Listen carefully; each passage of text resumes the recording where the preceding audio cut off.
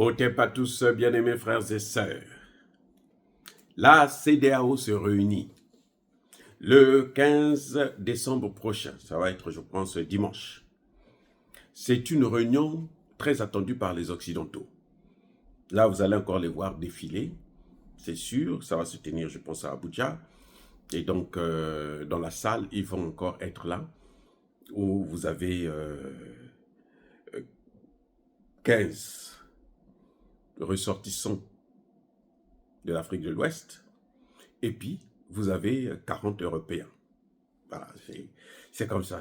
En fait, carrément, ce sont les Européens qui gèrent la CEDEAO. Et c'est ça le vrai problème que la CEDEAO plutôt, a eu avec les pays de l'AES. Parce que la CEDEAO est gouvernée. C'est comme une marionnette depuis les capitales occidentales. C'est eux qui tirent les ficelles, les manettes. Là. Allez, toi la bouche là, va dire ceci. C'est pour ça que quand il y a une réunion, il faudrait qu'ils viennent pour se rassurer que les esclaves ne peuvent pas prendre une autre décision que celle que eux ils ont choisie. Parce qu'avant ça, eh ben, tous ont reçu un narratif. Oui. Là, par exemple, ils sont en train de se préparer à soit ils veulent prolonger le délai de la sortie de l'AES. Bon, c'est tellement bête parce que bon, les autres ont déjà tourné la page, mais bon, ils vont essayer de voir un peu, hein, trouver une formule juridique, comme ils ont des spécialistes, puisque ce sont eux qui rédigent maintenant les textes. Donc, ils ont des spécialistes pour faire une petite tournure, pour dire que non, mais vous savez, juridiquement, vous avez le droit de ajouter encore 6 mois, ajouter 1 an, le temps qu'on essaie de réfléchir encore. C'est pour ça d'ailleurs que je demande au pays de l'AES de sortir du franc CFA. Ça sera plus simple pour ça. Bref. Alors, ils se disent que, bon, soit on va essayer de prolonger le délai, soit on va leur dire que, bon, on va continuer à faire la négociation avant que vous ne partiez et tout. Pendant ce temps, on a le temps de chercher, soit à les liquider. Hein, ils sont, ouais, pendant qu'ils sont en train de négocier, hein, par la voix de Bassirou et Sanko, mais ils sont en train d'encercler l'AES. Dieu merci que le Tchad se débarrasse des soldats français, c'est déjà encore un autre pas, et que, bon, Tinubu, même s'il veut, mais il ne peut pas, parce que les sénateurs du Nigeria, Dieu merci, ce sont des gens qui ont la tête sur les épaules et qui ont pris leurs responsabilités. Mais il y a un problème que je ne comprends pas. J'aimerais bien que vous m'expliquiez ça. La CEDEAO se plaint des coups d'État dans l'AES, qu'ils ne sont pas élus, qu'ils ont fait des coups d'État, qu'ils ne sont pas allés aux élections, que ceci, que cela. Et pourtant, ils sont bien contents d'acclamer Doumbouya. Mamadi Doumbouya aussi a fait un coup d'État. Mais on l'acclame quand même. Mais il y a pire.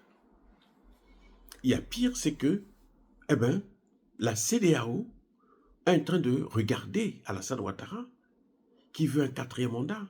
Maintenant, c'est officiel, le porte-parole de son parti vient de déclarer que leur candidat, c'est Alassane Ouattara. La CEDEAO ne dit aucun mot. La CEDEAO ne s'assoit pas pour dire, mais non, ce n'est pas les textes. Vous voyez ce qui est en train de se passer? Ce qui est grave, c'est ça. On parle là du 4e mandat d'Alassane Ouattara. Déjà, le 3e, il n'était pas accepté. Il y a même eu des morts pour que Alassane Ouattara puisse avoir ce 3e mandat. Maintenant, il veut prendre un 4e mandat. Qu'est-ce qui va se passer? Est-ce que ça ne va pas entraîner, soulever encore une autre crise? Réveiller les vieux démons? Eh oui. Et la CEDEAO ne peut pas regarder ces choses-là, ne peut pas se dire que non, mais nous avons quelque chose à faire. Nous devons prendre nos responsabilités. Et c'est très important, c'est capital même. Maintenant, dites-moi, demain, un autre président prend le pouvoir. Un panafricaniste prend le pouvoir. À supposer qu'en 2025, c'est Laurent Gbagbo qui gagne les élections, s'il est candidat.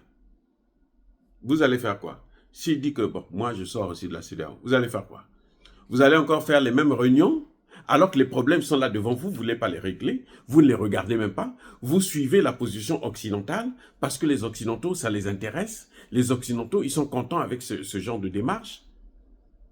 Comme ils ont fait en Syrie, vous avez vu. C'est un homme qui est infréquentable, qu'on va prendre comme ça, un aventurier, un criminel, on met à la tête du pays. Mais le jour que quelqu'un d'autre de sérieux prendra le pouvoir, vous croyez qu'il va rester avec cette CEDEAO? Et vous voulez faire revenir le Mali, le Burkina, le Niger avec de telles attitudes? Mais attendez, il y a un problème avec ces gars. Il y a un problème sérieux. Ça se passe sous nos yeux, on est en train de voir. Dimanche prochain, là, ils vont se retrouver. Moi, je veux bien savoir qu'est-ce qu'ils vont dire à Alassane Ouattara.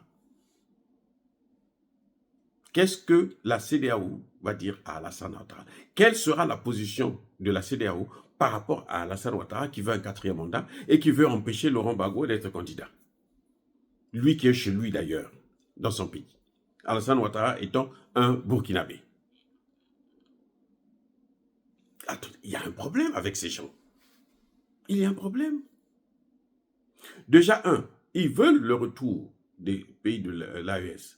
Mais ils ne règlent pas le problème qui est justement la cause de la séparation. Ils ne règlent pas ça. C'est-à-dire le fait que la CEDEAO est la chose de l'OTAN. Ils ne règlent pas ça. Ça fait déjà plus de 10 ans, 15 ans qu'ils sont en train de chercher à changer de monnaie. Ils n'arrivent pas. Et vous voulez que ces pays qui sont en train d'avancer, parce que, en tout cas, surtout le Burkina et le Niger, le Mali aussi, et ça va, ils sont en train d'avancer. Vous voulez qu'ils reculent encore parce que vous ne voulez pas avancer? Il y a un problème, les gars. Il y a un gros problème avec cette CEDEAO. C'est clair que là, c'est fini. Je croyais, moi, personnellement, qu'ils devaient se rencontrer là. C'est pour demander à Alassane Ouattara, non, mais écoute, arrête maintenant, va te reposer. Tu es déjà vieux aussi, repose-toi, laisse la place à d'autres. Parce que la Côte d'Ivoire a besoin de ça. On est en train les Ivoiriens, on est en train de les déloger. Les Ivoiriens dorment dans des cimetières. Les Ivoiriens dorment à la belle étoile. On ne dit rien à Alassane Ouattara. On ne voit pas la CEDEAO. Mais quelle est cette solidarité dont il parle là? Oh, ce qui les intéresse, c'est seulement la petite contribution du Mali et du Burkina, du Niger, c'est ça? Il y a un problème avec la CEDEAO, les amis. Il y a un grand problème avec cette CEDEAO. Ils n'ont qu'à faire leurs preuves. Ils n'ont qu'à régler leurs problèmes. Et puis, ils développent ces pays-là. Que ces populations puissent être intégrées. Vous savez quoi? Un Malien, ou plutôt, les Maliens sont déjà sortis. Un Ghanéen qui va en Côte d'Ivoire ou un Ivoirien qui va au Ghana, il est obligé de payer de l'argent à la frontière. Les services de douane lui demandent de l'argent. Alors que l'intégration, ce n'est pas ça. Ils ont un même passeport, le passeport de la CEDEAO.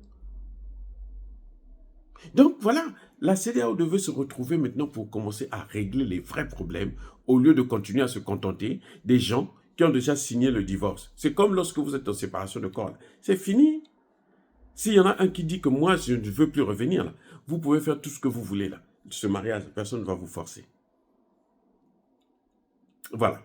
Bien-aimés frères et sœurs, encore une fois de plus, soyez bénis, abondamment bénis par le Dieu de Kémite et par nos ancêtres angélisés, mais que tous ceux qui persécutent le continent africain le pillent et le déstabilisent, qu'ils soient noirs, blancs, chinois, arabes, juifs, indiens ou qui qu'ils soient punis, maudits, foudroyés, neutralisés, écrasés, effacés par le Dieu de Kémite et par nos ancêtres angélisés. Vive l'Afrique éternelle, j'ai dit et j'assume.